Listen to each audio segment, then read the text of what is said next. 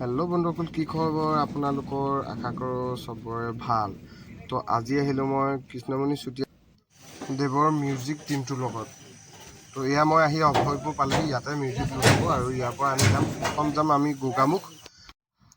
আগত যিহেতু দুদিনমান মই পাতত মাৰিছিলোঁ, সেইকাৰণে এই নেটখিনি লগাই লৈছিলোঁ। এতিয়া মানে ৰছী চছী বান্ধিবৰ কাৰণে অসুবিধা হ'ব বুলি কোৱা দেখি এইখিনি এৰুৱাই লৈছোঁ ধুনীয়াকৈ। তেতিয়া ৰছীখিনি বান্ধিবলৈ সুবিধা হ'ব, সেইকাৰণে ধুনীয়াকৈ এইখিনি এৰুৱাই লৈছোঁ ইয়াত। আৰু সেইখিনি এৰুৱাই লোৱাৰ লগে লগে বস্তু লোড কৰিলে এইবিলাক এটা এটা বক্স ধুনীয়াকৈ তুলিবলৈ আৰম্ভ কৰি দিছে তেওঁলোকে।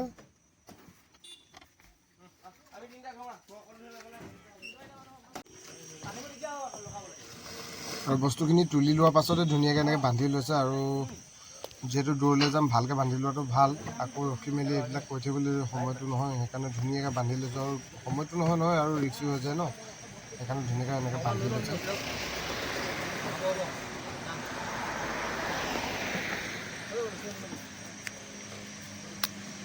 আৰু মোৰ গাড়ীখন লোড কৰি বান্ধি মেলি এটা য়োদ্ধা অলপ আগত এই য়োদ্ধাখনত বস্তুখিনি লোড কৰি ল'লে। আৰু মোৰ গাড়ী আগফালে এখন দেখিছে কৃষ্ণমণি চুতীয়াৰ লাইভ শ্ব' অংকিতা চাউণ্ড, এই লগাই মেলি ধুনীয়াকৈ হেৰি কৰি ল'লে। আৰু এতিয়া মই ঘৰলৈ বুলি ওলাই দিলোঁ, যিহেতু ৰাতিপুৱা যাম, সেইকাৰণে ঘৰলৈ বুলি ওলাই গুচি আহিছোঁ। আৰু এয়া ঘৰত আহি ৰাতিপুৱা ধুনীয়াকৈ গাড়ীখন উলিয়াই পানী চানী মাৰি ধুনীয়াকৈ ধুই লৈছোঁ।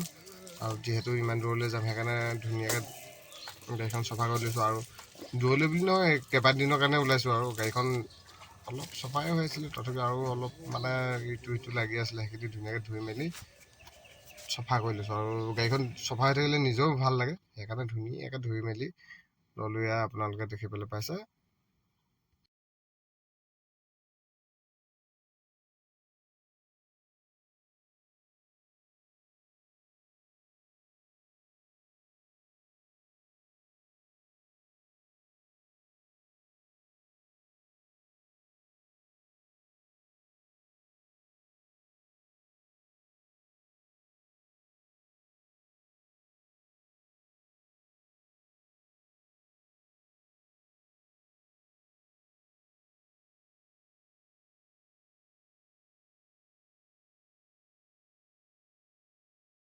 যাবলৈ ওলাইছোঁ আৰু দেই। কৃষ্ণ। তো বৰ্তমান এতিয়া মৰাণ পালোহি মই। এইফালে গাড়ী এখন চুইফ্টখন যাব আপোনাৰ, আৰু এই দুখন পিছফালে দেখিছে। ৰাতি কালি বৰষুণ দিব বুলি ত্ৰিপাল মৰা আছিলে, এতিয়া মানে খুলি দিলে, বৰষুণ হয়তো নিদিয়ে বুলি মানে ধুনীয়াকৈ বস্তুখিনি ফিটিং কৰি লৈছে। এইকেইজন মোৰ পূৰা এক্সাইটেড। আজি যাম মিউজিক ছিষ্টেমৰ লগত, প্ৰথমবাৰ গৈছোঁ এনেকৈ। আৰু মই যাম বিশেষকৈ মানে আপোনাৰ কৃষ্ণমণি দাৰ লগত, তেওঁ মিউজিক ছিষ্টেমৰ বস্তু লৈ যাম। তো এয়া আহিছোঁ, মানে কালি ৰাতি লোড দিছিলোঁ, আপোনালোকে ভিডিঅ'টো দেখিবলৈ পাইছে। তো এতিয়া মই আহি পালোহি আপোনাৰ মৰাণ। ইয়াতে আকৌ ইয়াৰ পৰা যাম মানে এখন গাড়ী, আৰু তাতে ছাইডত মোৰ গাড়ীখন লাগি আছে সেইখন। তো ইয়াত মোৰ গামোচা ফ্লেগ এখন লগাই আছোঁ। তো সেনেকৈ যাম আমি এতিয়া। ভিডিঅ'টো চাই থাকিব। আকৌ ত্ৰিপাল লগাবলগীয়া হ'ল বৰষুণ দিয়াৰ কাৰণে। কথা বেয়া, বতৰ চাওক, অলপ আগত ৰ'দ, এতিয়া চাওক ডাৱৰীয়া। লাহে ৰ'দ দেই। আৰু এই দুজন যাব মোৰ লগত। বলক এবাৰ আমি যাওঁ লখিমপুৰ। আৰু এয়া আহিম, আমি পালোহি চেঁচাৰ নাইৰা তেল ডিপু, তাতে তেল অকণমান ভৰাই লওঁ বোলো। আৰু যিহেতু ইমান দূৰ যাব আছে, সেইকাৰণে তেলটো ইয়াত ধুনীয়াকৈ ভৰাই ল'লোঁ। আৰু এয়া আহি আমি বগীবিল পালোহি।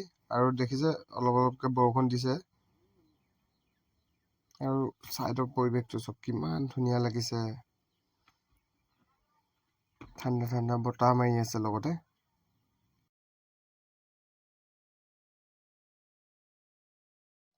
আৰু এয়া পাই গ'লোহি কলাজান।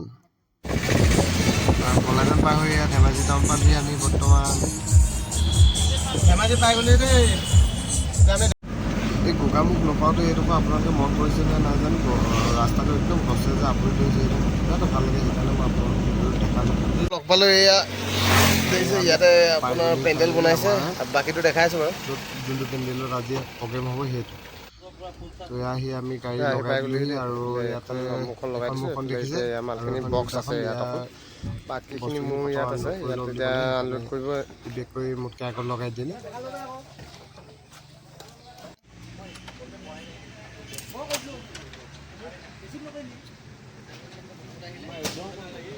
লাগি আছে পুৰা মালিক এইফালে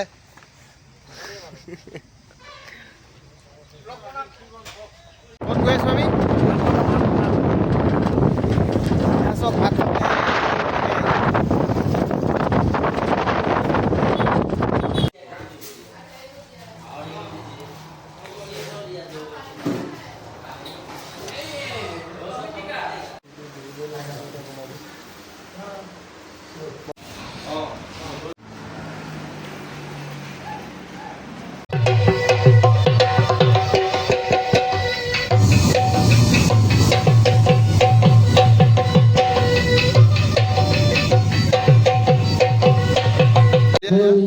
আৰু ভাত খাই আহি লগালগ আমি চাউণ্ড চেক কৰি আছোঁ এয়া দেখিছে ধুনীয়াকৈ লগাই লৈছে মানে চেক কৰিবৰ কাৰণে আৰু চেক কৰিছে মানে চব এইযোৰ মই এইটো যেন পূৰা পূজা যেন একদম যি আৰু এতিয়া ইয়াত ঢোল বাদন ষ্টাৰ্ট হৈছে আপোনালোকক ভাল বস্তু এয়া চব কেনেকৈ মানে বিহু ষ্টেজৰ তাতে ইমান ধুনীয়াকৈ গছখিনি আছে আৰু চবতে গামোচা লগাই দিছে অৰিজিনেল নহয় এইটো প্ৰিণ্টেডটো বাৰু এয়া চব কি ধুনীয়া লাগিছে জেগাটো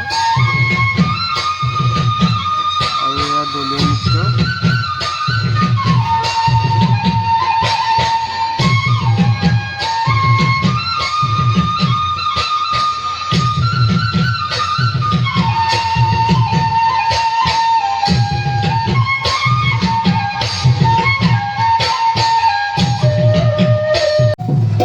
আৰু এয়া ফাইনেলি পাই গ'লহি কৃষ্ণমণি তাৰ এই মিউজিচিয়ান টিমটো আৰু এতিয়া তেওঁলোকে চাকচেছ কৰি লৈছে আৰু অলপ পাছতে আৰম্ভ হৈছে সাংস্কৃতিক সন্ধিয়া মুখ্য আকৰ্ষণ কৃষ্ণমণি চুতীয়াদেৱে গান গাব এতিয়া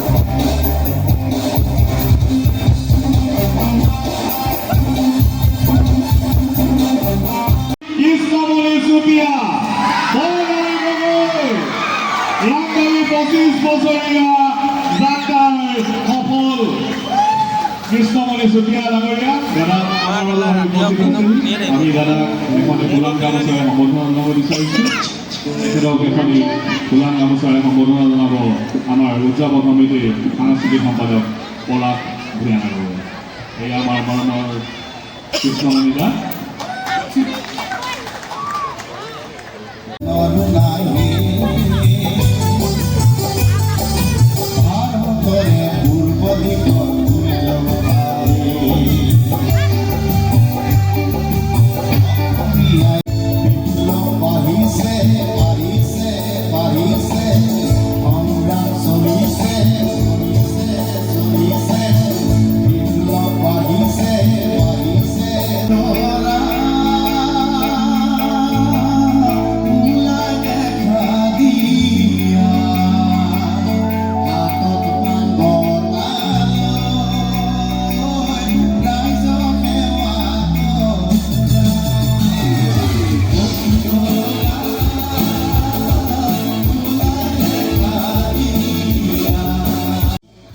আৰু এনেকৈ 2-3টা গান শুনি মোৰ টোপনি ধৰিলে সেইকাৰণে শুই থাকিলোঁ আৰু পাছৰখিনি মই চাবলৈ বিশেষ নহ'ল আৰু ভিডিঅ' কৰিবলৈও নহ'ল সেইকাৰণে তো ভিডিঅ'টো যদি চাই ভাল পালে লাইক শ্বেয়াৰ আৰু কমেণ্ট কৰিবলৈ নাপাহৰিব সকলোৱে কমেণ্ট এটা দিলে ভাল লাগে সেইকাৰণে কমেণ্ট এটা পাম বুলি আশা কৰিলোঁ আৰু 22 তাৰিখলৈকে তেওঁ প্ৰগ্ৰেম কণ্টিনিউ হ'ব আপোনাক পাৰিলে মানে আপোনালোকক দেখাই যাম ধন্যবাদ।